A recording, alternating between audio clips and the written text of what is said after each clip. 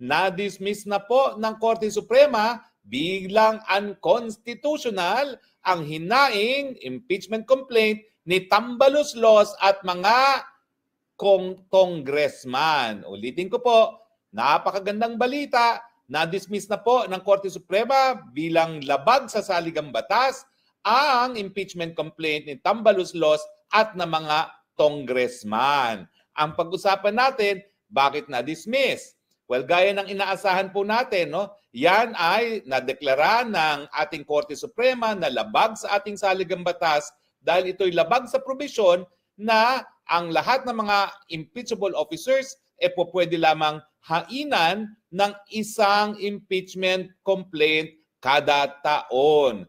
At gaya na aking sinasabi, paulit-ulit na para silang praka, kapag sinabi mong fourth impeachment complaint, yan ay labag doon sa pinagbabawal na multiple impeachment complaints. Ano ba naman ang mahirap intindihin doon? Now, ang sinasabi ng mga Tambaloslos at congressman, yung tatlong impeachment complaint, hindi namin inaktuhan.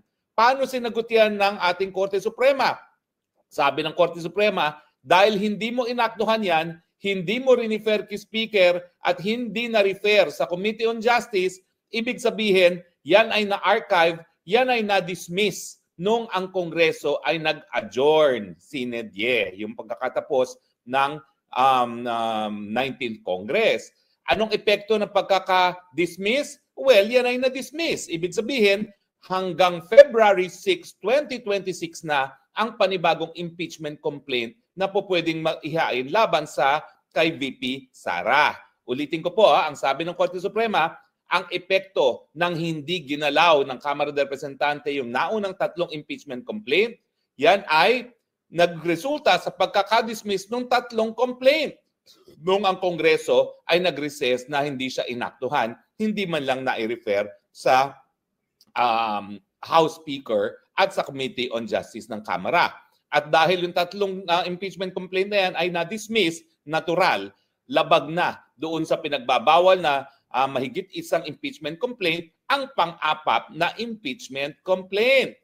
So mga kaibigan, there is a God. God is good, God is just. Hindi nila pinayagan ang kagustuhan ng Tambaloslos at ng mga bangag na matanggal ang VP Sara dahil hindi pa po nagsisimula ang boxing, wala na palang boxing dahil palpak ang mga congressman at ang Tambaloslos na umintindi sa ating saligang batas.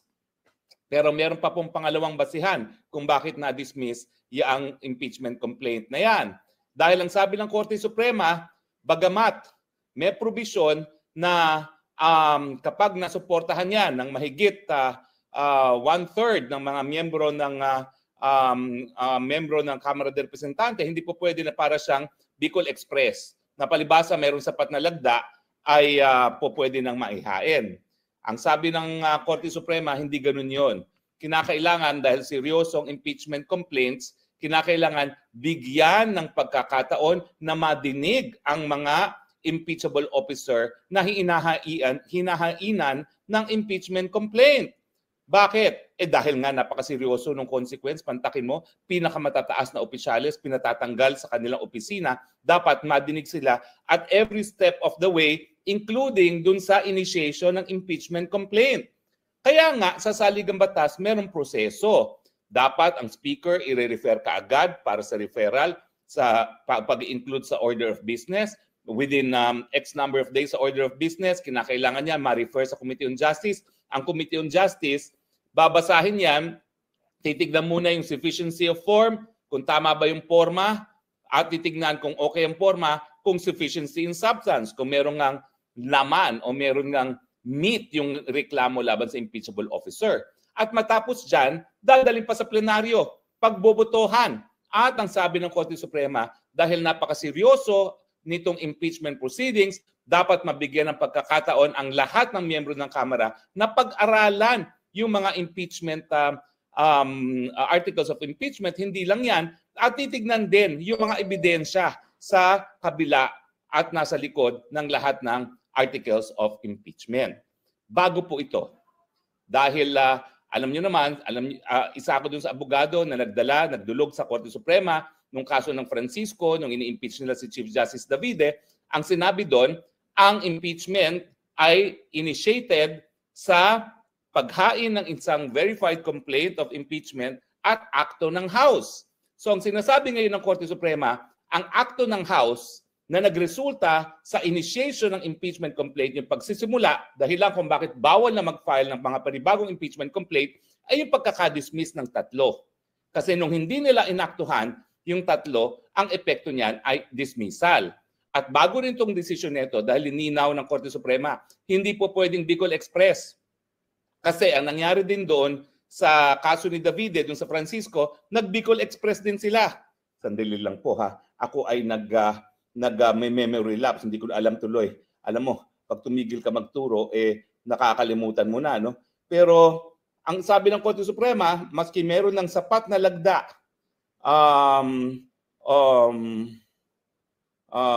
so articles of impeachment, para yung mga articles of impeachment ay diretsong pumunta sa Senado, kinakailangan walang Bicol Express na pipirma na lang para pirmahan at hindi naiintindihan ko ang anong mga issue. Importante talaga dahil dun sa mga nangyayari,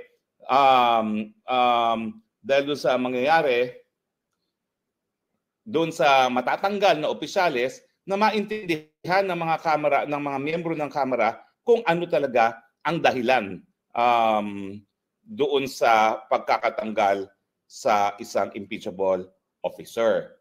Now, so ano po? Nasa na ngayon si Tambaloslos at ang mga senatong at saka mga congressman? Wala na po sila. Wala na po sila. Ibig sabihin, mag-aantay sila hanggang, tama po ako, 1/3, hanggang February 6. Kung kailan, 26 ba? February 26 kasi nag-adjourn ang House at saka ang Senate ng February 25. So February 26 pa sila po pwedeng magkain. Tama po yun, yung sinabi ng spokesperson ng Korte Suprema, hindi naman po na-absulto si VP Sara. Pero dahil nakasaad sa saligang batas na bawal ang mahigit isang impeachment complaint kada taon, kailangan sundin yan. Dahil ang ating saligang batas, ang pinakamataas na batas sa ating bayan. At yan ay mananaig maski pa sa kagustuhan ng mga makapangyarihang politiko gaya ng pinsang buo ng presidente at ng kananak ng presidente na nanguna pang mag-endorso ng impeachment complaint labang kay VP Sara. Bokya kayo ngayon. Alam nyo, kada nagkakaroon ng desisyon ng Korte Suprema na null and void dahil labag sa kasaligang batas yan, dagok yan, sampal yan, batok yan doon sa institusyon. Ang laki-laki ng budget nyo. Tapos, hindi kayo nag-employ ng sapat na mga abogado para malaman kung anong tama at mali.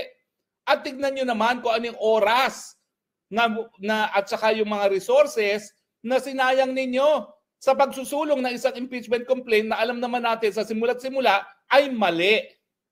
Pero alam nyo, ang talagang nanalo dito, ang sambayan ng Pilipino. Kasi nga, rinespeto ang mandato na binigay kay VP Sara at naiwasan ang paggastos na naman ng milyon-milyong salapi sa walang saysay na impeachment trial. Pangalawa, I give it to the Supreme Court. Hallelujah ako sa Supreme Court dahil pinakita niya na kahit yung impeachment complaint na yan ay suportado ng presidente, kahit na ang Kamara ay pinamumunuan ng pinsang buo ng presidente na kaeskwela pa nung sumulat ng decision. Alam niyo po, nagko-contemporaries kami ni Justice Marvic Leone, ni Tambaloslos at ako, no? Si Tambaloslos technically 1 year behind me, pero na-delay lang po yan dahil sa EDSA. So actually, mas malapit silang contemporary ni Senior Associate Justice Marvic Leone, no? Ay nako, hallelujah po talaga. At natutuwa po ako ng aking classmate na Ilocano, genuine Ilocano, si Justice Raul Villanueva, the most junior, sumapi po at nag-concur dito sa decision nito. Ibig sabihin, unanimous decision po yan. Pati yung kaisa-isang appointee ni Marcos Jr. na aking kaklase ay bumoto pabor sa pagdidismiss ng kasong ito. Alam nyo, talagang ang inkli naman ng mga na-appoint sa Korte Suprema, kahit papano, bumoto pabor doon sa nag-appoint sa kanila. Pero napatunayan na aking classmate na siya ay independiente at bumoto talaga siya na ibasura itong impeachment complaint. So mga nagwagi, una-una ang sambayan ng Pilipino, pangalawa ang Korte Suprema dahil siyempre pinatunayan niya na siya ay tapat sa kanyang katungkulan na itaguyod ang ating saligang batas at pangatlo lamang si Inday Sara Duterte. Bakit? Well, pangatlo siya dahil sa taong ito hindi siya maharap sa kahit ng impeachment complaint. Bagamat ang sabi nga ng Korte Suprema, matapos ng isang taon, pwedeng ihain muli. Pero napakadaming pwedeng mangyari sa loob ng isang taon. Sa tingin nyo ba, sa February 26, 2026, maghahain sila muli ng isang impeachment complaint? Yan ay 2 taon na bago mag-eleksyon sa 2028.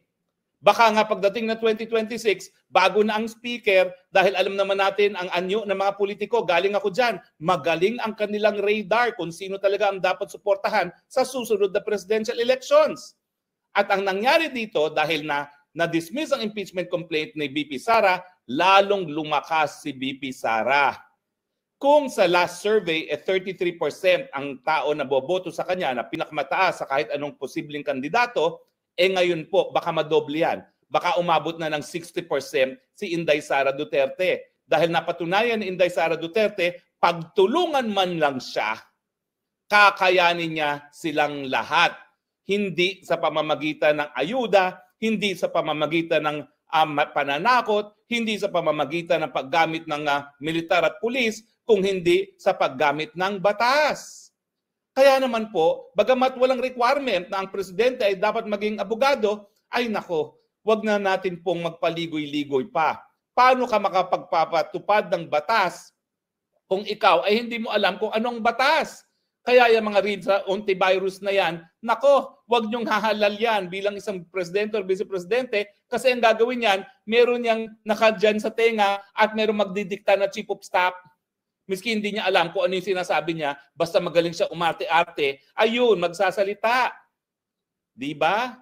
O ayan, nakita niyo na, BP Sara, pinagtulungan ng lahat, pero dahil alam niya ang saligang batas niya, nanindigan. I'm not saying na you have to be a brilliant lawyer, pero kinakailangan alam mo. At sa simula't mula, hindi na-deter o hindi talaga natakot si BP Sara dahil alam niya mali ang proseso na ginawa ng Kamara de Representante. Ang aking misgiving sa decision nito, hindi nag-rule yung Supreme Court dun sa issue na pwede bang ma-carry over ang isang impeachment complaint from a previous Congress to the next Congress. Now, ang dahilan naman kaya hindi na yan diniscuss ng ating Korte Suprema kasi merong mga prinsipyo na kung hindi na kinakailangang i-discuss ang isang issue dahil meron ng basehan para ma-dismiss or ma-grant ang petition, hindi na nila sasagutin. At dahil ang sabi nga ng Korte Suprema, sapat na yung basehan na ito'y pinagbabawal as constituting multiplicity of impeachment complaint within 1 year, dinismiss na nila on that ground at hindi na sila nag-rule kung pwedeng ma-carry over. Pero kinakailangan, mabigyang kasagutan pa rin yan. Hindi natin alam kung kailan mangyayari yan. Siyempre, sabi ng Korte Suprema, sa February 2026, pwede na maghain muli ng impeachment complaint.